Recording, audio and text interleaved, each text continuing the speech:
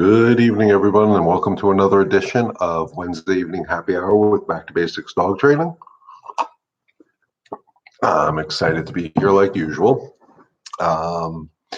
So, as always, thank you for inviting me to your home this Wednesday evening. I really do appreciate it. And if you're here, in the comments, let me know you're here. Let me know where you're watching from. Shoot out a hello. Of course, ask any of your questions. And if you're watching later on the replay, please, let me know you watched. Let me know you got some value out of this thing. Ask your questions even later on after on the replay. It's all good. I will get to those questions as I see them on YouTube. So with that being said, I'm going to jump right into this week's topic of conversation. And this is going to be more directed towards rescues and rescue groups and people that rescue dogs and foster parents and all those wonderful, kind-hearted people that want to help our dogs and get these dogs that are strays or whatever the thing is that they're finding and they're adopting, which is a great thing. First thing I'm going to say, when you adopt a dog, a rescue dog, we all know as humans they have a past. And really, it's unfortunate because we dwell on the past too much with them. But the first thing I'm going to tell you is you have to give those dogs time to settle into your environment. And what do I mean by that? Good morning, good evening, Nancy. How are you? It's real important. Dogs need decompression time. And one of the things I'm seeing a lot when I look at Facebook ad posts and I talk to different rescue groups that I've known and I've seen, is that people foster these dogs or adopt these dogs or foster with the intent to adopt, whatever it may be. And within a week or two, the dogs are really good. And all of a sudden they start showing some unwanted behaviors. And again, I can only base things on my experience, guys. We tend to smother our rescue dogs predominantly with love and affection because we feel so bad for them, for their past lives, whatever happened yesterday. We feel bad for them. They were running the streets. They had a fight for food. They were tied to a tree, whatever it may be. Those are all sad stories, but that's their story. By us reliving it with them and worrying about, oh my God, you poor baby, you used to walk the streets and you used to feed off the, out of the garbage cans and all that. And we're never going to do that to you again. And we're going to give you all this love and affection and all this type of stuff. You're actually confusing the dogs. They don't want that. And that sounds really cruel. And I understand it sounds real cruel, but it's really not, because you're going to speak more of their language by bringing them into your home. And instead of looking at the negative, their past, turn around and say, hey, look what I'm giving you today. Be grateful and move them forward. Stop living in the past. And I'm going to use an example. I had the privilege of working with somebody in this complex last night.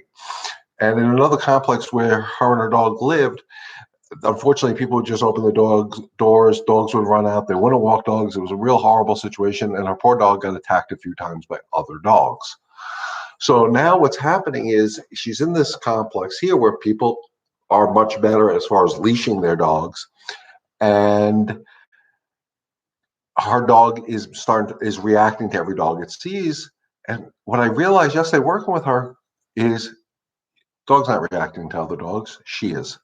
She sees another dog. She assumes that her dog is going to react. She gets tense. The shoulders tense up. The leash tenses up, and then the dog reacts. So when I was working with her last night, thank God there's a lot of dogs around here. We're sitting in the courtyard out here working, we're talking, we're going over, how our energy, like I was talking about, can make or break the situation. And somebody came walking by with 3 dogs. And I saw her dog start reacting very low level. Boom, made a correction with my nope and a little leash correction. The dog looked at me and said, oh, wait, I'm not supposed to do that. And sat down. I'm not going to say the dog was 100% calm, because that'd be misleading. It was still unsure, but it looked at me saying, oh, okay, you got this. I don't have to worry about this. Thank you, almost. And it was actually a beautiful thing to watch. So then later on, we brought Zoe down and we did our work with Zoe, walking back and forth. And eventually we went for a walk around the whole entire complex. And then we got to one point, there was a dog on leash that I know is a reactive dog. I spoke to the owners. We're going to hopefully work out a session soon. And that dog started going, "Brr," going crazy. Of course, she was walking her dog at this time. And the first thing, I didn't look at her dog. I was watching her, and I saw the tension in her neck instantly. As soon as she realized that other dog was there. And sure enough, what happened? Her dog started to react and do that lunge, excuse me, lunging forward and barking and carrying on and all this nonsense. So I'm like, okay, let's back it up a little bit. Give me the leash. I took the leash and I just went. And what we noticed is not only did her dog stop reacting, within about 30 seconds, the other dog stopped reacting because nobody was feeding into it. So by us helping our dog who was reactive, we help the other dog who is reactive. So I hope that makes sense, guys. If it does, again, shoot the comment. Let me know that this all makes sense to you guys. Um, so as we were talking, what I found out is she was reliving the past. She was reliving the past. Oh my God, my dog got attacked by other dogs, and it doesn't like any other dogs now. And we came up with a million and one excuses on why her dog reacted. And really, none of that was true. The dog wasn't reacting. The dog was reacting to her energy, thinking that her mindset was her dog was afraid of other dogs and wanted to kill every other dog because of what happened yesterday. Reality is we can't fix yesterday. All we can do is move them forward in a way that they understand. And that's always going after the state of mind, which is something I constantly talk about. We go after the state of mind. We keep our dogs calm. If we can calm our dogs down, we can move forward. If they're in any other state of mind, it's very, very hard to move forward. And again, I'm going to tell you from what I see around here, a lot of these little dogs and dogs that are reactive, most people tend to pick them up, which is the worst thing to do because you're actually empowering the dog even more. And we're not disagreeing with that unwanted behavior.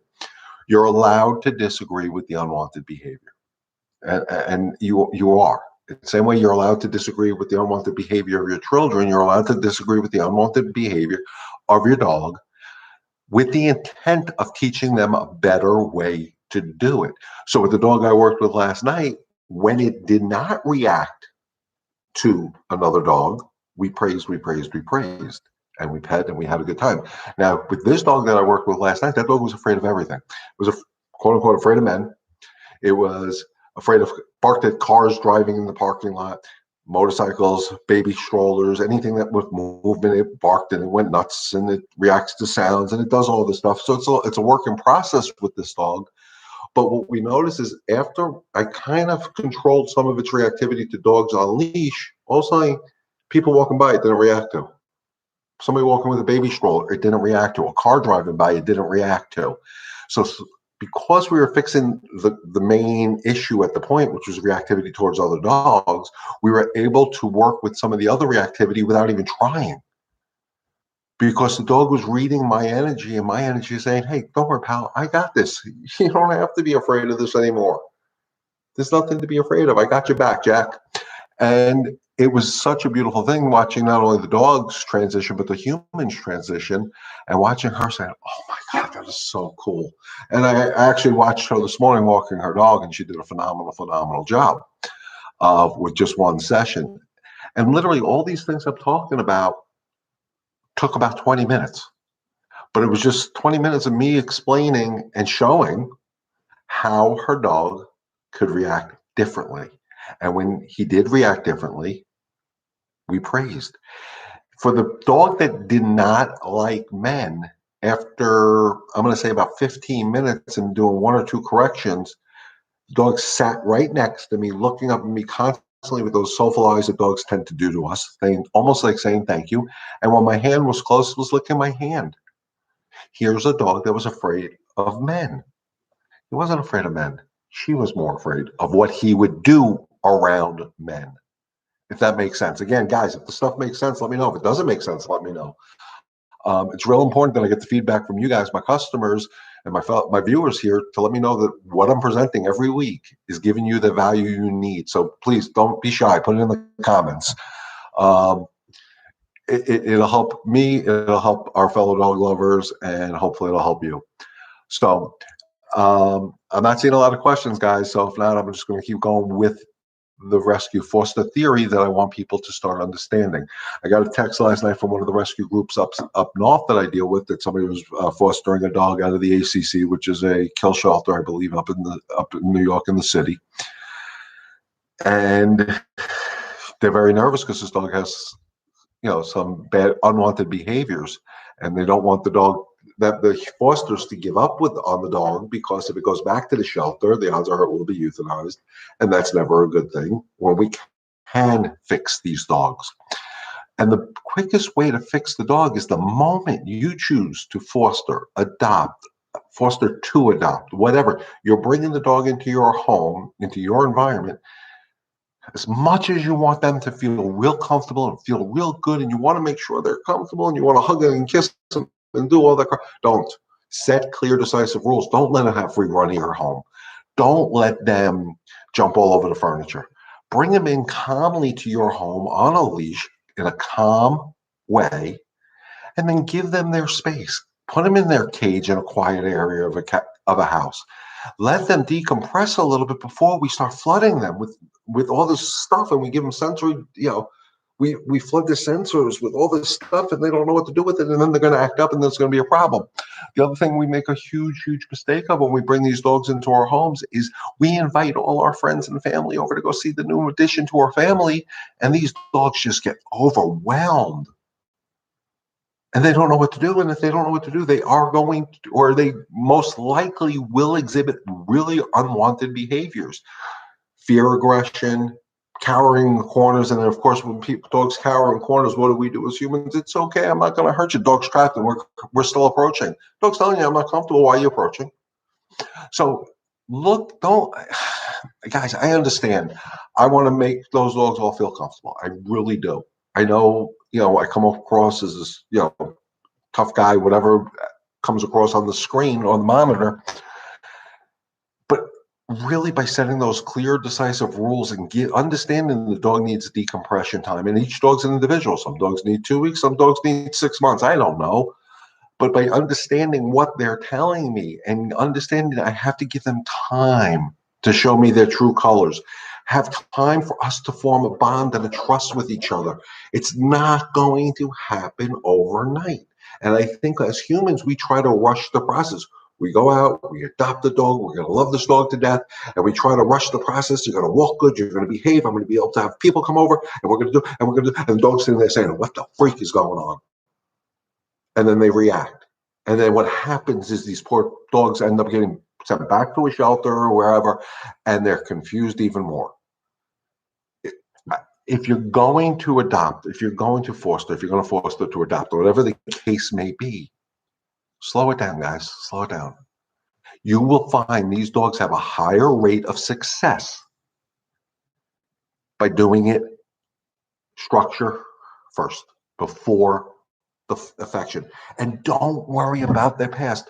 Yes, Fido was a bait dog. Yes, Fido walked the streets. Came from, Puerto Rico or Jamaica or wherever there was another natural disaster, when Texas got flooded or froze over. We were bringing dogs all over the country.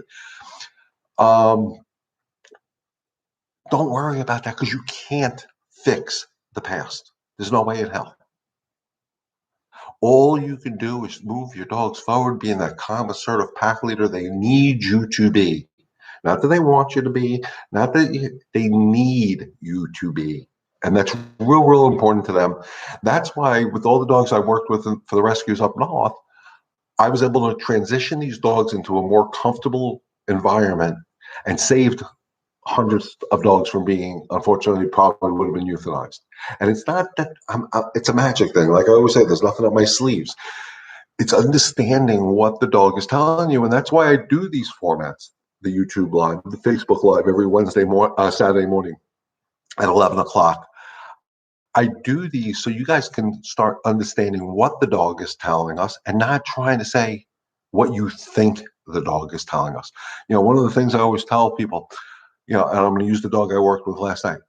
The question going through most people's mind is, why is my dog doing this? Who cares why? You don't like this behavior. It's your job to teach them a better behavior. So if it's a leash reactivity, you don't like it, it's not why are you being, don't ask the dog because he's not going to answer you. What you want to do is disagree with it, but teach him a better way to do it. Calm down. That's how you're going to be on the leash. You have to be calm. And that's why my How to Walk My Dog or How to Leash Train My Dog YouTube series is so crucial because it starts with a good structured walk. And I do recommend everybody watching that YouTube series. It all stems from you teaching the dog what they want. Remember, if they do have this past, they're like puppies. They know nothing. It's your job to teach them. How do you want them to be in my home, in your home? I want a calm dog. You got to teach the dog how to be calm. And by feeling bad for its past and having that soft energy, oh my God, you poor baby, they're going to take advantage of the soft energy. Same way a human takes advantage of a weaker person. A dog will do it too. I've been using the hand signals for stop to help baby with threshold management. I hold up my hand to say no. 3 feet from the door, and she stops. I've just found that to work beautiful. If it works, hey, please use it. Stop. Beautiful. If it works, Nancy, great. Like I have always said, I come up with suggestions to help people do things. I may not agree with some of the tools, like I don't necessarily like harnesses, but if it works for you, use it. Because that's what works. That's the form of communication you have with baby. It's working. So this works with baby. Great, work with it. I use hand signals all the time with Zoe. I mean, Zoe knows sit by this. Zoe knows sit by this. Zoe knows sit by point. She even knows sign language. If I go like this, that means sit. So she understands a plethora of different hand signals that I can get her attention from a distance without shouting, as long as I get her focus on me. And that's the beauty of having a good snap. I get her to focus on me. So I teach the dog hand signals because it's not this. The verbal doesn't mean much. And again, how do you teach it? You have to repeat it. You have to repeat it. You have to do it. How do you teach a dog to sit? You make it sit 100 times. Consistency, consistency, consistency. If the young lady I worked with last night doesn't stay consistent with what I taught her, I suck as a trainer then, because it's not going to work for her. But if she stays consistent, it's going to work, and I'm going to be a good trainer. So it's a lot of what I do relies on you, Nancy. You've been doing a phenomenal job with the baby just via my live formats.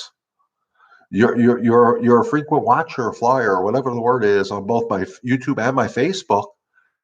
And you've got, I'm hoping, some value added service out of this, because I know some of the behaviors you told me back. It was about a year ago I started my Facebook Live of babies' issues, and you've made so much progress. And all it's cost you is an hour or two a week, $0. And that's why I say with these, this is a free service I offer. The only thing I always ask for in return is please share this with your fellow dog lovers around the country and around the world. The more people that get this, it helps me. Like I'm trying to help you guys, helps me live my dream of helping one dog and one family at a time. And that's reality. That's what I want to do. I would love to take the show on the road, as they say, and get an RV and travel around the country to help dogs. But I can't do that until I get people to share this. And it's working. People are starting to share things. I'm not sure how to share a YouTube thing, but I know my Facebook has been pretty good. And we're going to keep promoting on both platforms to keep this momentum going, because it's working. Nancy, it's working for you. It's working for Michelle and Athena, if they're watching. I don't know if they're on tonight or not. Another one who I've done private sessions with them, but it started via the Facebook Live. So again, what everybody's finding out is your energy controls it. You don't have to say stay. You can just, hey, I got news for you. I don't say stay to Zoe 99.9% of the time. If I tell her to sit, she knows she's not allowed to move until I tell her otherwise. So I don't need the word stay. And that's okay, because they understand. Because it's the repetition that I've done with her over the years. And it's working for her. What we're doing with baby works with Nancy, for Nancy and baby. We're still, I don't know if our husband's on board yet, but hopefully he is seeing the progress and jumping on the bandwagon, which is great. But we can do it, people. It's, I always say it's not rocket science. It's dog training. And it's not so much dog training. What I do, it's people training. It's understanding. I'm trying to help us all communicate better with our dogs. They tell us what they're feeling. So if a dog is unsure or scared or afraid of men or whatever, it's in their mind, whatever's going on is real. So if a dog is showing me they're fear-based, I don't try to tell them it's going to be okay. No, what I'm going to try to do is teach them that fear is not real. Let's move forward. So if they're afraid of men, and I can do this because I'm a man, I don't approach them. I may ask, like last night, hand me the leash, and I bring the dog to me, and I just totally ignore the dog, and it sits next to me. I keep an eye on peripheral vision, but I don't react to the insecurity. And that's why I make that claim to fame. I don't get bit as much as I hear other trainers get nipped or bit, because I don't force the dogs to do things. I make them come up with better decisions. I guide them to make better decisions. Does that make sense, guys? Again, let me know in the comments. I appreciate that. So, we're at the 20-minute mark. I haven't seen any questions. So tonight's topic is about, bringing a dog into our home, bring them in a clear manner that they understand. There is a video on my YouTube channel, How to Bring a Dog into the Home. I do recommend watching it. I am going to go through that video one of these days and really critique it and probably come up with another video. Or I may do it as a video series just so we don't make it an hour-long video. I'm not sure yet. I'm still trying to figure out how to make YouTube like me better. But we're going to keep putting out content either via the Facebook, the live platforms that I do, or in videos.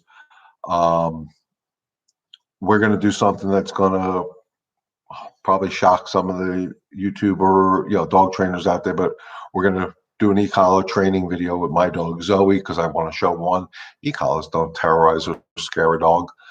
They don't hurt a dog if they're used properly. There's nothing wrong with it. To me, it's a leash without a rope.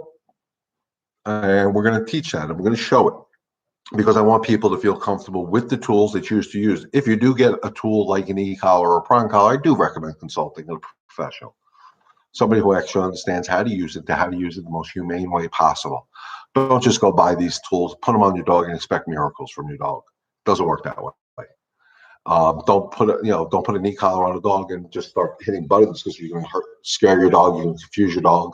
So I have a whole process that I do, and I'll get into that in the video series on e-collar conditioning of a dog. Muzzle condition your dogs. Go out and buy muzzles for your dogs, even if you have great dogs. Get them used to it, just in case they ever need it. It can't hurt. Tools are good if used properly. So with that being said, guys, I don't see a lot of questions tonight. I'm hoping the question thing is working better. I know I had some issues with it in the past, but that was the past, and I can't fix that. But if there's any questions I catch later on the replay, I will definitely make sure I keep an eye out on it. There was somebody who asked me a question after last week's. I answered it on the YouTube comment section. I will definitely put that out there. So if there is no questions, we're going to wrap it up a little early tonight. And as always, stay healthy, stay safe. God bless. And remember, together, we can help one dog and one family at a time. Enjoy the rest of the evening, guys. We'll see you Saturday morning at 11 o'clock on Facebook, or we'll see you next Wednesday night here on YouTube for a happy hour with Back to Basics Dog Training. Enjoy the rest of your evening, guys.